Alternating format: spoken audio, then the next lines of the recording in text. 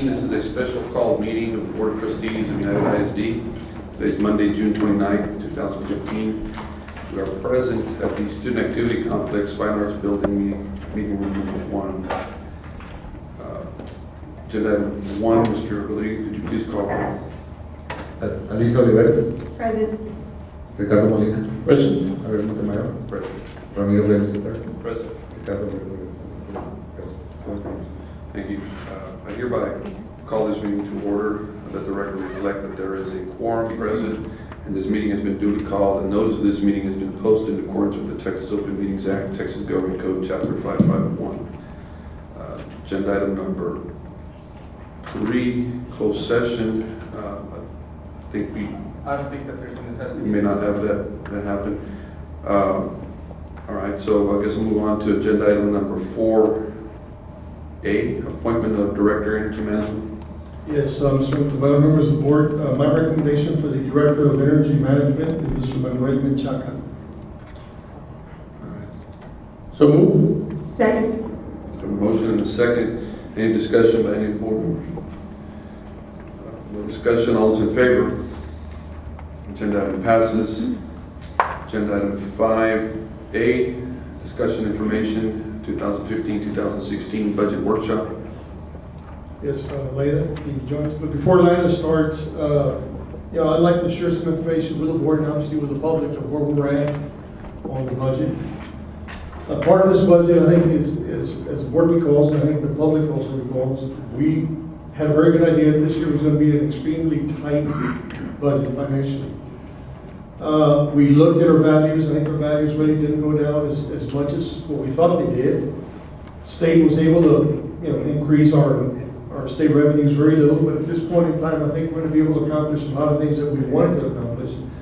We went ahead and looked at all the positions in the district. We eliminated several positions, quite a bit of positions. To be quite honest, I think there was 27 teachers, 16. We had several administrators and several other positions that were eliminated. So at this point in time, as Ms. Benavides is going to present, I think we've got some good news, I think, for not only the board, but I think for our employees. One other item I need to emphasize, which is extremely important. I want to thank the insurance committee because Mr. Chapa and his staff, that was an area that we definitely were concerned. Every year it seems like Blue Cross Blue Shield would always increase our insurance to $3 million a year. This year, we're able to retain the same rates that we've had for last year. Didn't have to increase a single amount either from the district or the employees with the same benefits. And that really was a major accomplishment for us because as we worked on the budget, we didn't have to look for $2-3 million. Saving those monies, we're able to throw in all the money together, all the savings, cut positions that we eliminated. And as Lila is going to present right now, in this budget, we have several recommendations, which B will be the eventual agenda item, but in this budget we have recommended an already balanced budget that our teachers next year will get an increase of $1,700, $1,700. Administrative staff, 3%, and all the other employees, your paras and your hourly employees, 4.5%. Even though I know Lila's going to present 4, when she printed this handout, we continue to work and look at the budget to be able to find the additional funds to be able to take care of those big employees. And I think we're able to find the funds. So I'm going to let Lila present. If you have any questions, I'll be more than glad to respond to any questions. I want to thank staff, Lila, Sam, who's not here with us today, and Eddie and the rest of the staff and all the campus and departments, because all of us in our departments, we have a reduction in our supplies and equipment. And some of us in our departments also, we lost some employees at positions that we had there. But I think at the end of the day, and the other thing that's important, I think Lila will share this with you. We have a budget, we're going to present a budget today that's less than the budget that was approved last year. And still be able to give our employees a pay raise. We don't know what next year brings. We'll look at next year. Right now, what I mean next year is 16, 17. 15, 16, I think it's going to be a good year for United. I think our employees deserve everything that we've been able to present tonight. Hopefully, I wish we could afford more, but at this point, I think it's a very good compensation. But with that, I'm going to let Lila share with you some information. Good evening, members of the board, members of the audience. We're just going to bring to you a real brief presentation. You have it there in front of you. It's a colored copy. But we also provided to you what we call our budget documents, which is the amounts or the way that the budget has to be approved by the board. And so, again, this is being considered a preliminary budget. We're still kind of, not early on, but we still have a couple of things to do this summer before we actually bring you the budget or proposed budget that we want you to adopt in August. But just to start, especially for some of the newer board members, we only do this once a year, but TA does require us to prepare a budget by August 20th and to adopt a budget by August 31st. That's our fiscal year end is August 31st. And there's 3 funds that we bring to you to adopt, which is general operating, debt service, and food service. This doesn't include a lot of the federal grants we get from TEA. Those we send grant applications and they get adopted or they get approved by Texas Education Agency. So those you do not adopt in this budget. And then we also ask you to adopt a tax rate to support the budget. Just to give you an idea of the calendar, we've been working on this budget since October, working with enrollment projections with Mike Garza and his staff, facilities usage, and just reviewing our revenue and expenses for the past year. I think early on in September, we realized that we were not going to meet our projected enrollment, so we started taking steps on either slowing down on expenses, maybe not hiring, some staff that was not teachers and things of that nature, but we took a good look at what we were spending and kind of slowed that down, and I think we're going to end up with a fund balance that we didn't have to dip into this year. February and April, we've been having staffing meetings. We met with the CNI staff for elementary needs, for middle school needs, and high school needs based on their different instructional setups. And then we also met with CNI staff, the departments, to see what were their non-payroll needs. What was the softwares they wanted to continue in their programs, any workbooks, supplies, copier needs, etc. And then now here we are. We also knew we were right in the middle of a legislative session, and so we were always getting emails from Lynn Moak's office, and he came and presented to you kind of like the final things that came out of the state, which were House Bill 1 that had a lot of money for education, House Bill 7, and Senate Bill 1 that impacted us.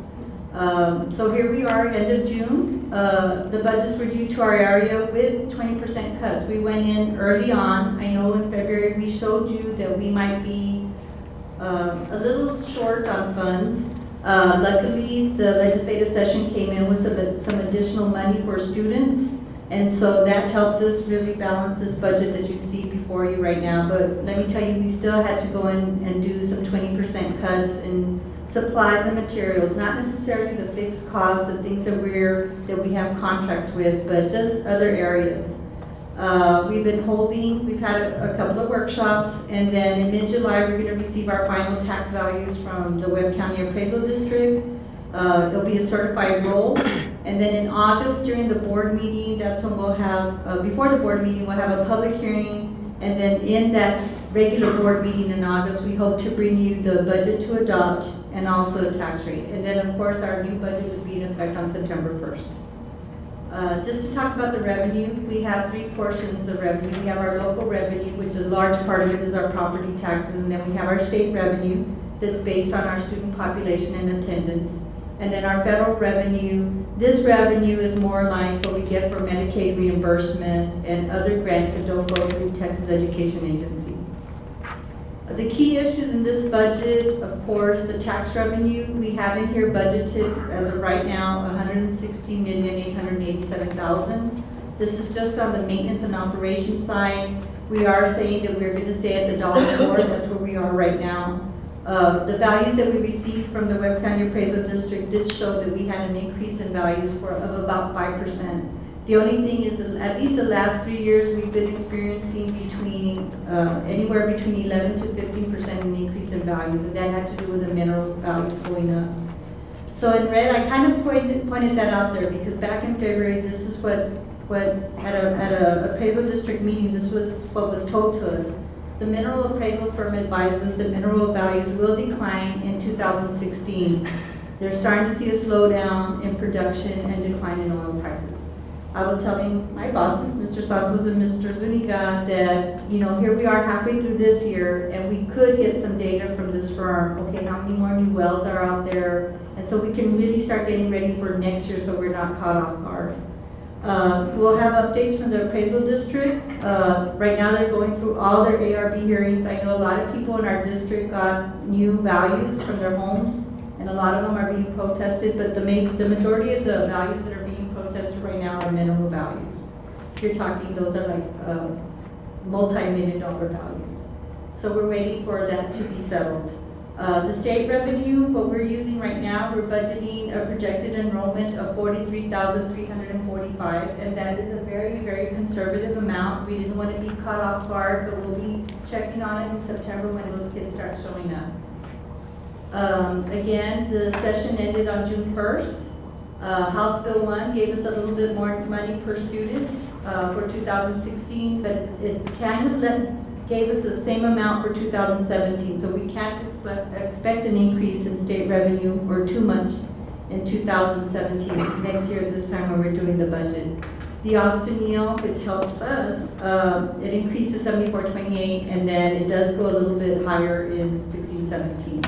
On House, on House Bill 77, that is one that impacts United ISD. In 2005-06, we had a tax rate that was lower than most of the districts in Texas.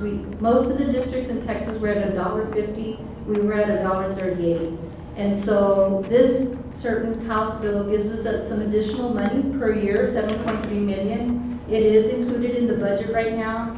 But come August, we are going to have to bring something for the board to approve. We haven't gotten the right wording from TEA on that, but we'll work with Juan Cruz and his staff that the board will have to approve taking advantage of this House bill, which I don't see why we wouldn't want to, because it does give us $7.3 million. And then Senate Bill 1, this is the one that everybody has raved about. This is where our homeowners will get additional $10,000 off their homestead exemption. Of course, there's an amendment that a constitutional amendment that has to be voted on in November, but what we've been advised is that tax bills that we're going to send in September have to already show $10,000 less in exemption for our taxpayers. And so Norm is working with Webb County Appraisal District on how we're going to handle our tax bills going out to our taxpayers. So on the expenditure side, just to give you an idea, that blue shade, that's payroll. So there's just so much wiggle room on the other slices of the pie, I guess. The $241 million, that's what we've spent through May. That's our payroll. It's a $260 million payroll. So we do affect over 6,000 lives every month when we pay them. So Mr. Santos is right. In just getting the Blue Cross Blue Shield and the self-insurance issue settled, that did give us some peace of mind that we weren't going to have to increase premiums or decrease coverage. So that was very key earlier this year, or earlier this summer. Again, our expenditures are payroll, contracted services, supplies and materials, and other costs like travel for our students, our debt service payments, and capital outlay. In this budget, we're bringing you, it's a preliminary budget. It's budgeted at $336.4 million. Of course, you'll see there right now the payroll cost is about $293 million estimated right now, with a proposal of an increase in compensation of about $8.5 million. There's another slide later on kind of breaking that down. And then the non-payroll costs are $43.2 million. Here are the proposed raises that Mr. Santos alluded to. On the teachers, the $1,700 increase will cost the district $4.5 million. The starting pay of the teacher salary scale would be at $47.5. And then administrators, the cost of the 3% of midpoint is $1,329,000. The 4% of midpoint for our paraprofessional staff is $1,496,000. And then the 4% for our auxiliary staff is $1,134,000. And so just adding up these raises, we're estimating about $8.4 million that we had in the previous slide. Again, the note on health insurance, the coverage remains with Blue Cross Blue Shield. Yes, we're going to a self-funded insurance, but our staff should not feel any change. The transition will be seamless. Even their ID card, they're gonna get a new ID card, they'll look the same. So we're pleased with that. They'll just have a different group number. And we'll keep track of our self-insurance. I think we'll have more control over what we're spending. So we'll see. The preliminary budget also contains, we're ready for Veterans Memorial Elementary. In reshuffling staff, there is a principal, an assistant principal, a counselor, nurse, and librarian ready to be hired or has been hired for that school. 36 teachers based on the projected 580 students that we expect to show up there. And other staff such as teacher aides, computer lab aides, and custodians are also in this budget. Now, because of the student enrollment really not being met last year, we were able to shuffle some teaching positions where the kids didn't show up, and so we were able to save on 23 teaching positions. Now, we always know when school starts, if the students do show up, we start balancing classes, and we've added teaching staff afterwards, and we come to the board and say, well, we had to add 5 to 10 teachers. So we'll know when the students start showing up. And there were some other positions that we kind of just let it, because of staffing guidelines, we were able to decrease the amount, but we know that nobody has lost their job. We just kind of shuffled people to openings that we had in other places. And we always, we have a system where we allow people to request transfers if they are interested in going to another campus. Of course, they have to meet a certain guideline. And we try to appease if they live closer to a certain school. Mr. Santos works with human resources to make sure that our employees are taken care of. On the non-payroll side, there we are in red, reduced by 20% except for fixed cost, and allocations to departments as well were reduced by 20% except for fixed cost. We have put in the computer lease program for the second phase of the mobile learning devices. It was about 1.3 million. We'll continue to support that mobile learning device. We continue to support some initiatives. We've started the Achieve 3000 software at our middle school and high school. Parchment, which is a way for our ex-students, our alumni to get transcripts online. That saves a lot of time. And then the online registration that I think is getting better as far as the number of parents that have already registered. And I think they're going to be pleased at the end of the day without filling out all those forms. And of course, the unfunded mandates that come down from the state of Texas about teacher retirement, and then our fees that we have to pay for Affordable Care Act. The non-payroll side, the 43.2 million, you'll see there that it's broken down in this, like this. The campus budgets, they get about 7.6 million. Extracurricular, we budgeted about 3.7. This is your athletics, your UIL, and your band and fine arts. Department budgets, 15.4, but remember in there we also include big ticket items as the appraisal district, which is about 1.45 million. Your insurance for all the general liability, that's probably in the minutes too. And so I know that looks a little inflated, but there's a lot of cost of doing business. Debt payments of 2.5, utilities 11.2 million, fuel a little less than 2 million. Fuel rates have been going down. Mr. Flores and his staff, they look at that every month just to see how the fuel rates are impacting us. And then the capital improvements project has really taken a hit, but we do have bond money to help Mr. Rangel. We went ahead and put in about 250,000, and then capital equipment and others, we put in about 600,000, and that's made up for band uniforms, furniture replacement, and finishing the 300,000 for marquees for the remaining campuses that it didn't get in this past year. Here's a breakdown of some of the things that we are either continuing or know that we had to do in this budget. The Veterans Memorial Elementary School opening, there's a budget in here for that staff or for that school. Early college high school at LBJ High School, we have staff in here for that school. Mobile learning device, phase 2. The Google Blackboard initiatives that are going very, at 100 miles per hour this summer. Achieve 3000 reading program, there's a correction on that. It's the third year for special ed program, but it's going to be the second year for our high schools and middle school general ed population. The new marquees for the remaining campuses, the online registration for parents and online transcripts, which are the parchment. The U-Watch app for the police department, the e-bid software program for the purchasing department, and the new student boundary system to help us continue planning our future boundary changes because of the new campuses. On the debt service fund budget, this is a separate budget. We expect our debt service payment with the new bonds that we're going to issue this coming month. We're going to sell $100 million this month. We expect the debt payment to be about $28.9 million. Based on that and the values that we have, we expect that the tax rate that we're going to need is about 19 cents. This is about 2 cents more than what we have right now, so we do expect to increase it at this time. We'll still be waiting for values to come in and see if we don't have to raise it the whole 2 cents. And then for the rest of the summer, if we're going to hold any more workshops, it will be either July or August before the business committee or at the business committee. We'll receive our certified tax roll around July 25th. We'll publish a tax rate and a budget notice in the Laredo Morning Times on August 9th. It has to be 10 days before the August 19th board meeting. We'll bring to you present a proposed budget in the August 11th business committee after all our workshops.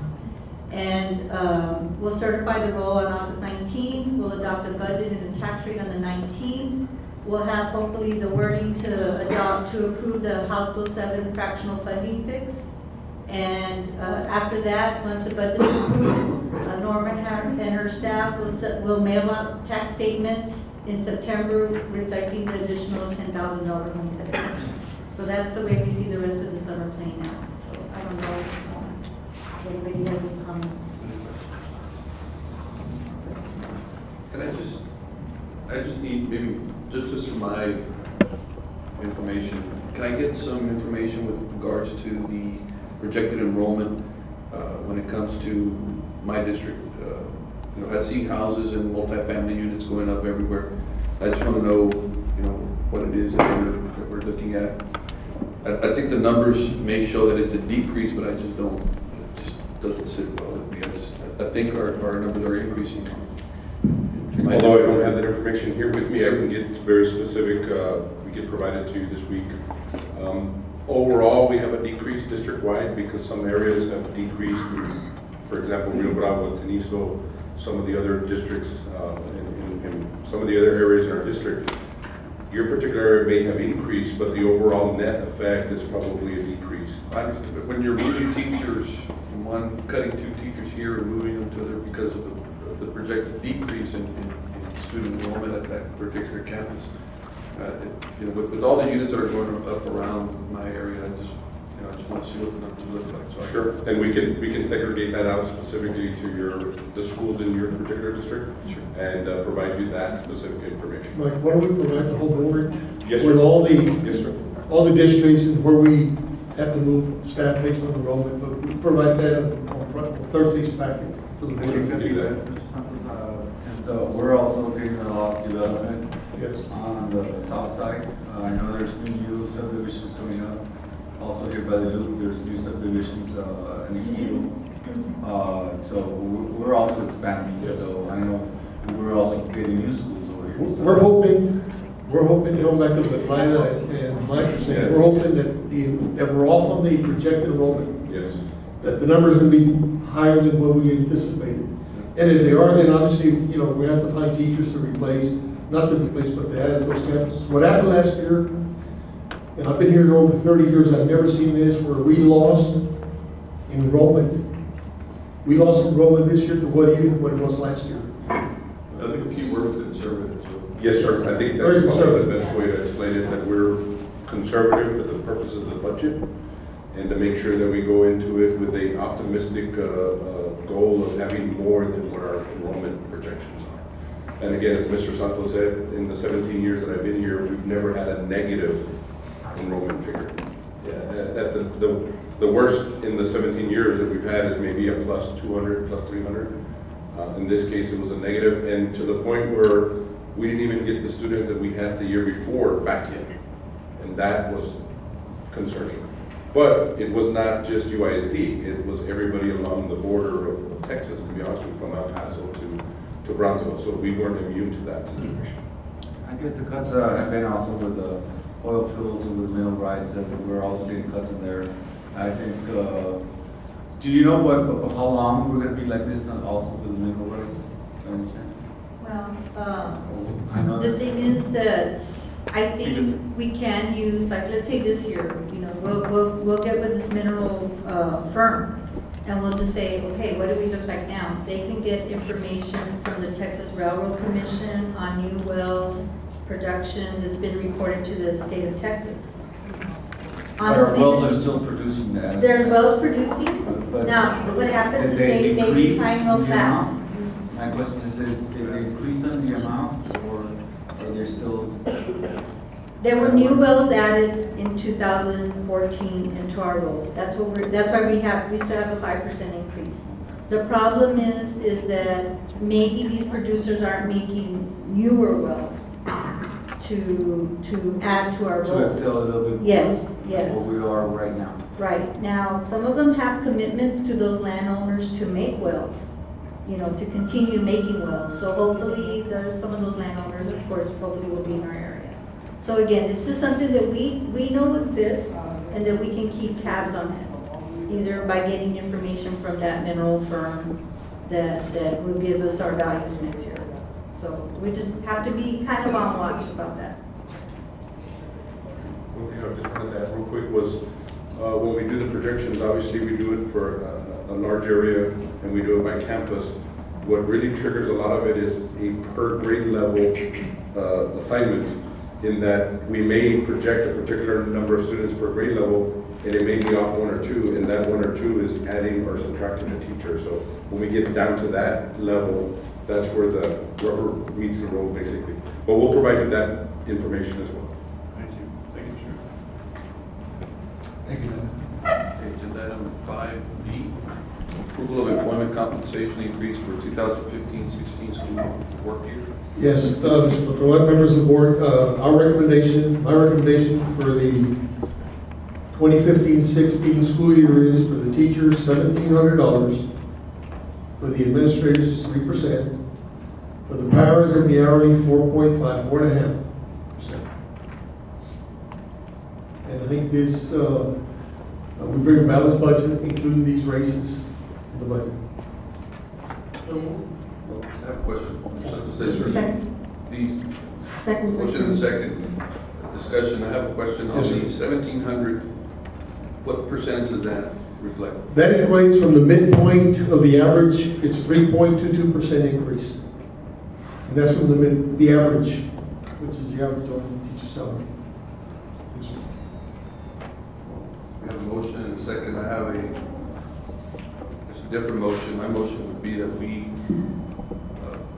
do a 4% for teachers, 4.5% for paras, and then the 3% for the administrators. I think everything else that you had talked about except 4% for teachers.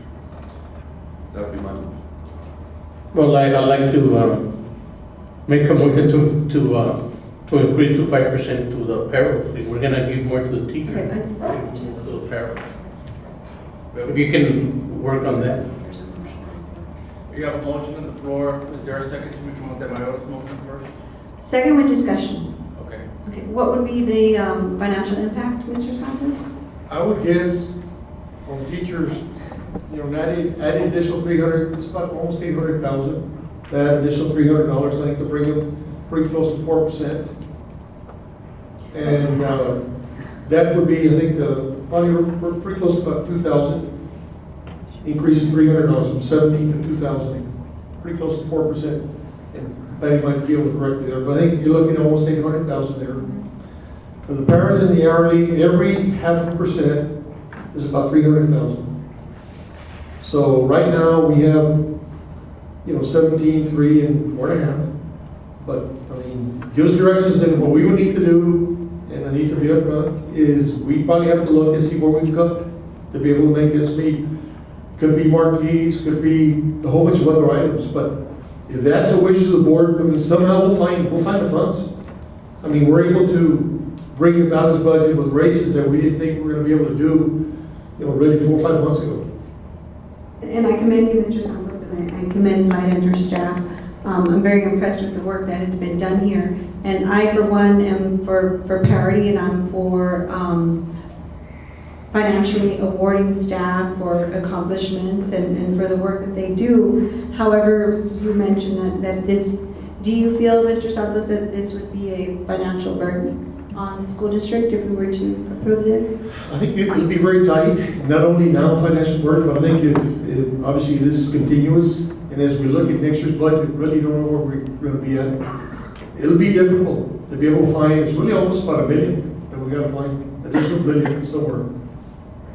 We look at up in the 300 more and the additional other 0.5% to make it at 5. And you can't say with certainty that this would not trickle down to the students, to services provided to the students or materials offered to the students, or? No, we would have to look at other line items. And again, I know that as we speak, as an example, we've got the electrical contract that expires in December. We have it on the street. We should be able to post sometime this coming month. And we're hoping we're going to be able to save some money there, but it's, at the end of the day, somehow, we also have employees. This happens every year. At the end of the day, we have employees that use more days than what they're allotted. And at the end of the day, we end up, saving about $1 million, $1.2 million every year. I mean, somehow, will we balance it? Somewhere we'll balance it.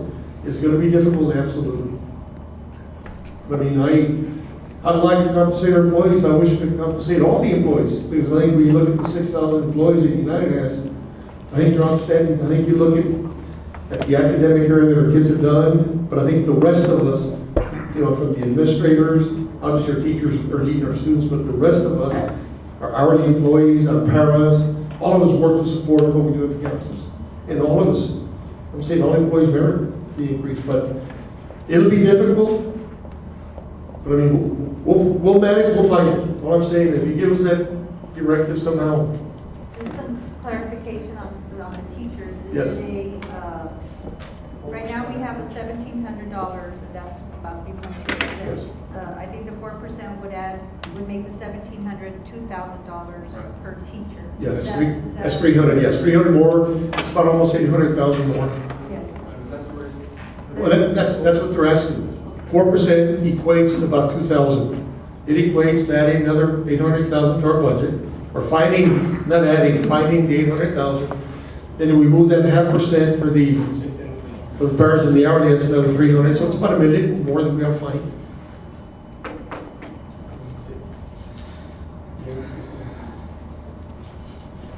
All right, we have a motion and a second on the floor. Okay, well, my understanding, okay, I'm lost here.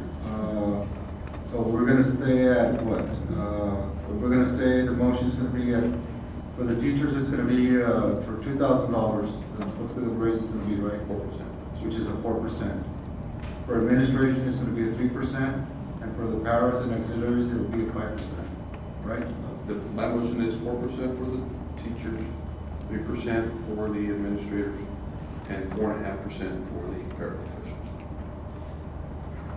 That was your motion. That was my motion, and second. And then the second by the discussion.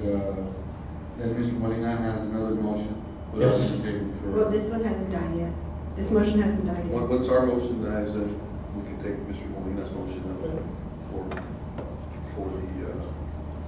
well. And I must say, I mean, this is Because not a tip, this there is was a not a motion- tip. Because there was a motion made out for first motion, there was a first and there was a second.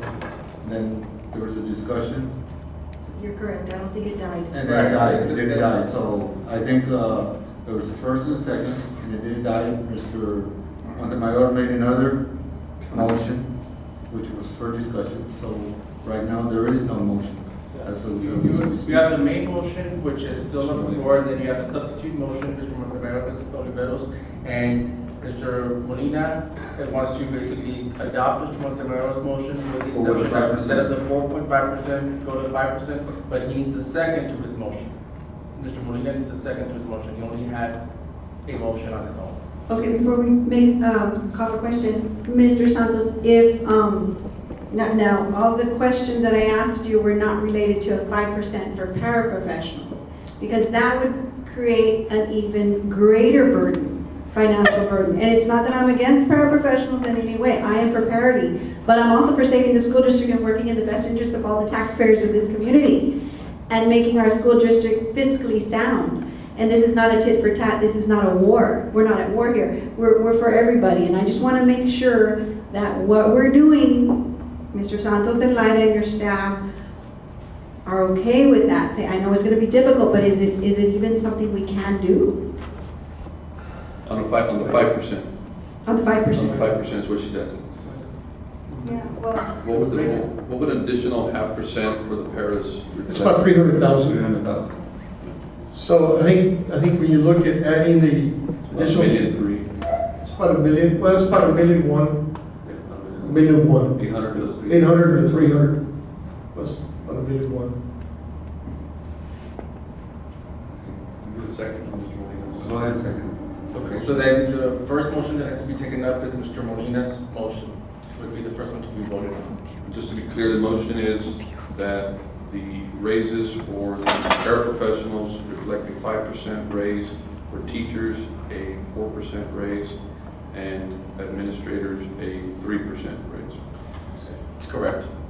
Can I just clarify, 4% off of the average, which I think it's a lot better, we say $2,000, if we just say a $2,000 increase. From the midpoint. Yes. If we put it, a set number should be either 4 or above, if we say 2,000, it makes it a lot easier, because if we say 4%, then 4% for married teacher, it's very different. So there would be teachers at At 2,000, yes. Administration at 3%, paraprofessionals and auxiliary would be at 5%. So that's That would be Mr. the That would motion. be, have to be Mr. Molina's motion. That would be the motion, yes. Yes. For Mr. Molina. I second that motion. A motion and a second, any discussion on this one? All those in favor? Those opposed? Motion passes. So the approved raises, I just want to clarify, I know it passed already, it's 2,000 for teachers, 3% for administrators, and 5% for paras and paras. I want to thank the board, I want to thank staff, especially at this point in time. I think we're able to bring you a balanced budget. We'll bring you a balanced budget next time we meet. And I think the employees should be extremely pleased with the support that the board members have given the employees. And I think anytime that you see a board member, that's what you guys need to thank. But at the same time, I think we're accountable, we're frugal. We need to take care of the amount of money that we have. And we have the last couple of years, and I know this year even more. And we'll continue to monitor every single expenditure this coming budget.